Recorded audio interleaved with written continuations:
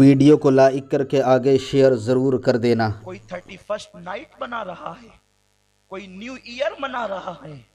آخر میں تم سے پوچھنا چاہتا ہوں، اگر 31 نائٹ کا مطلب یہی تھا کہ ہم کسی مسجد کے کونے میں بیٹھ کر کے رو لیتے کہ اللہ میری زندگی کا 1 سال کم ہو گیا، اگر اس میں کچھ جرائم ہو چکے ہیں تو میں تیری بارگاہ میں توبہ کرتا، تو شاید یہ رات بھی نجات کی رات بن جاتی۔ لیکن 31 نائٹ کو ہم نے ہندوؤں سے سیکھا، یہودیوں سے سیکھا، نصارہ سے سیکھا، مشرکین سے سیکھا۔ کیا ہے یہ رات؟ یہ رات 3 چیزوں کے مجموعے کا نام ہے، ایک زنا، ایک میوزک، ایک شراب۔ بلکہ اگر اس کو یوں کہوں تو جسے آپ 3 شین کہہ سکتے ہیں، شراب، شباب اور شاعری، یہ 3 چیزوں کے مجموعے کا نام ہے 31 نائٹ۔ اب ان تینوں جرائم کو میں الگ الگ آپ کے سامنے پیش کروں گا کہ یہ ان میں سے ایک ہی جرم خدا کے غضب کو دعوت دینے کے لیے کافی ہے۔ تو ہم نے مزید اور 2 جرائم، وہ بھی ہماری لڑکیاں، ہمارے لڑکے، اللہ اکبر، کوئی بمبئی کا سفر کر رہا ہے، کوئی گوا کا سفر کر رہا ہے، کوئی مہابلیشور کا سفر کر رہا ہے، بلکہ اب تو ہندوستان کے مسلم نوجوانوں کا حال یہ دبئی تک جاتے ہیں۔ 31 نائٹ سے پہلے پچھلے سالوں میں میں دبئی کے سفر پہ تھا، تو میں نے دیکھا کہ شہر دبئی کو بالکل دلہن کی طرح سجایا جا رہا تھا، ہوٹلوں کے اندر بڑا اہتمام ہو رہا تھا۔ نے کہا یہ کیوں ہو رہا ہے، کوئی خاص بات ہے؟ تو لوگوں نے کہا نیا سال آنے والا ہے اور پوری دنیا کے عیاش دبئی میں جمع ہوئے۔ دبئی کیا ہے؟ مسلم مملکت، اسلامی حکومت، یہ حال ہے۔ متحدہ عرب امارات جنہیں کہا جاتا ہے، 5 ملکوں کو جمع کر کے، اور اس کے لیے سب سے بڑی عیاش گاہ دبئی ہے۔ وہاں پر یہ سارے انتظامات ہو رہے تھے۔ نام نہاد سعودی حلیف، نام نہاد مسلم بادشاہ، مسلم حکمراں۔ ہم تو ایسے مسلم حکمرانوں پہ لعنت کرتے ہیں جو عیاشیوں کے لیے لوگوں کو دعوت دیتے ہیں۔ ارے مسلم حکمراں یہ کیا ہو سکتے ہیں؟ مسلم حکمراں تو وہ تھا جسے دنیا عمر ابن خطاب کہتی ہے، آج بھی ان کا نام آتا ہے تو عقیدتوں سے لوگوں کی گردنیں جھک جاتی ہیں۔ جس کا حال یہ تھا، اس مسلم حکمراں کے جبے پر پیون تو لگے تھے لیکن جرائم کے دھبے نہیں تھے۔ ارے جس کے نام سے مجرموں کے وجود کانپ جاتے تھے، مسلم حکمراں کہلانے کا حق ان کو تھا۔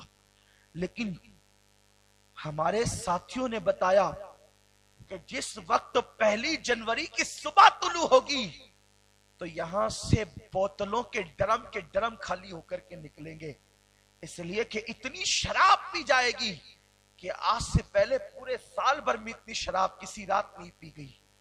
اتنی لڑکیاں لائی جائے گی کہ اتنی حسیناؤں نے دبئی کی سرزمین پہ کبھی قدم نہیں رکھا ہوگا۔ یہ اس ملک کی داستان ہے، آپ کا ملک بھی کم نہیں۔ بمبئی کے اندر لوگ اتنی شراب پیتے ہیں کہ ایک ٹیکسی والے نے مجھ سے کہا کہ 31 نائٹ میں ہم جب کسی کو بٹھاتے ہیں تو پہلے پیسہ لیتے ہیں، اس کے بعد ہم ان کو ٹیکسی میں بٹھاتے ہیں۔ میں نے کہا ایسا کیوں کرتے ہیں؟ کہا وہ اتنا شراب پی لیتے ہیں اور حسیناؤں پر اتنا پیسہ لٹا چکے رہتے ہیں کہ ان کو اپنی لاج میں جانے کے لیے ان کی جیب میں پھر پیسے نہیں رہتے، وہ ہماری ٹیکسی میں بیٹھ کر کے پھر اترتے ہیں اور دھینگا کرتے ہیں، مستی کرتے ہیں اور ہمیں پیسے نہیں دیتے۔ یہ حالت ہے، یہ صورتحال ہے۔ امت محمدیہ پر اجتماعی عذاب نہیں آئے گا لیکن انفرادی عذاب تو آئے گا۔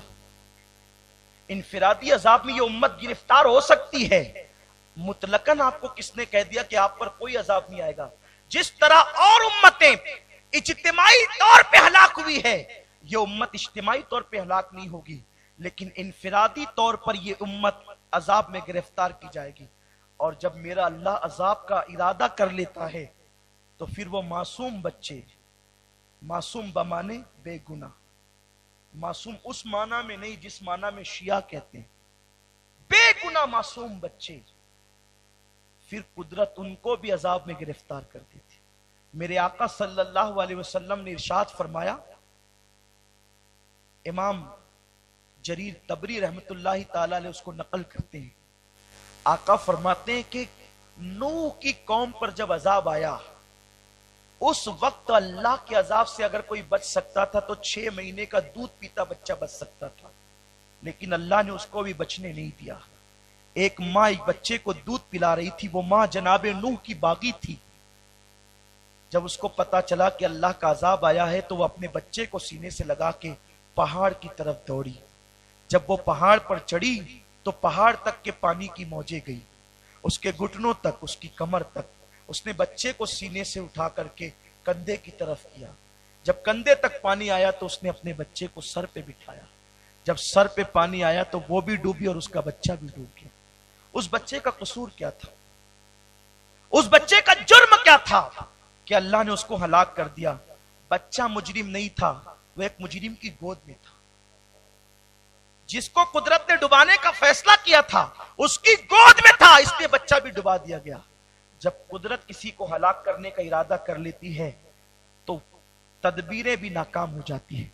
अल्लाह की तकदीर के सामने सारी तदबीरें नाकाम हो जाती है।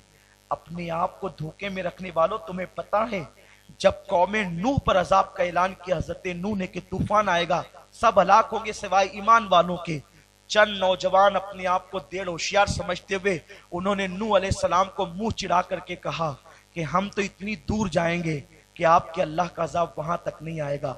और फिर वो लोग निकलने के बाद दूर दूर दूर इतना दूर चले गए कि वो एक महफूज गार में चले गए। अल्लाह ने उन पर पेशाब मुसल्लत कर दिया। वो पेशाब करने के लिए खड़े हो गए।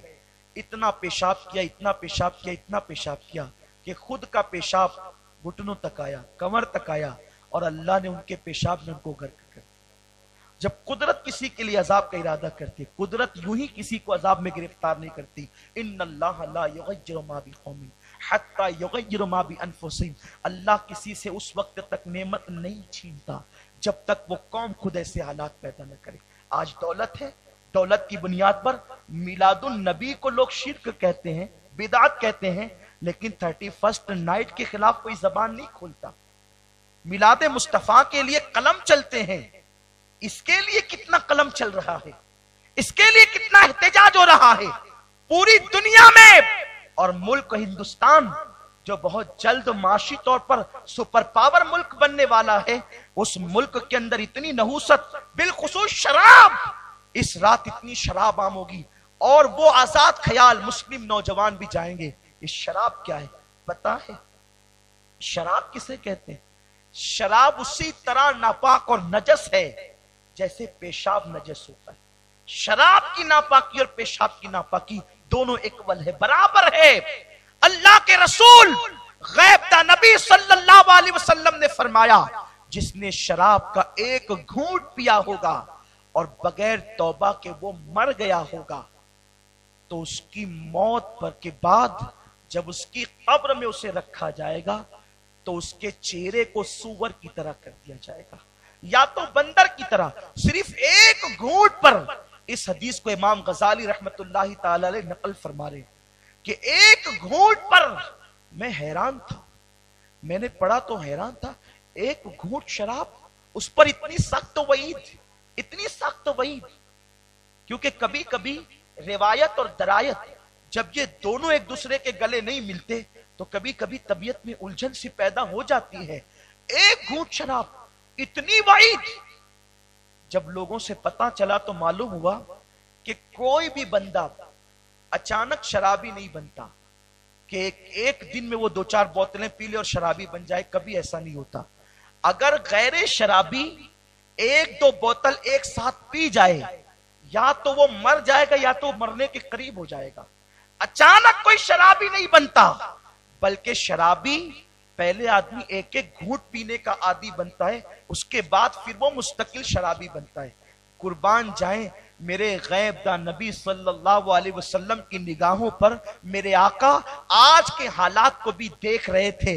اللہ کے حبیب صلی اللہ علیہ وسلم لوگوں کی نفسیات کو جانتے تھے، اسی لیے میرے آقا نے ایک گھونٹ شراب کی مذمت بیان فرمائی۔ اللہ کے رسول صلی اللہ علیہ وسلم فرماتے ہیں اگر کوئی بندہ شراب کا ایک گھونٹ پیے اور توبہ کرنے سے پہلے مر جائے، یاد رکھیں اگر آپ یہ سوچتے ہیں ہمیں موقع ملے گا توبہ کر لیں گے، ہر انسان کو توبہ کا موقع نہیں ملتا۔ اگر گناہ کرتے کرتے موت آ گئی تو کیا کرو گے؟ آقا کریم غیب دا نبی فرماتے ہیں کسی نے ایک گھونٹ شراب کا پیا، مرنے کے بعد اس کی قبر میں اس کا چہرہ یا تو سور کی طرح ہوگا یا تو بندر کی طرح ہوگا۔ ویڈیو اگر اچھا لگا ہو تو لائک کر کے آگے شیئر ضرور کر دینا۔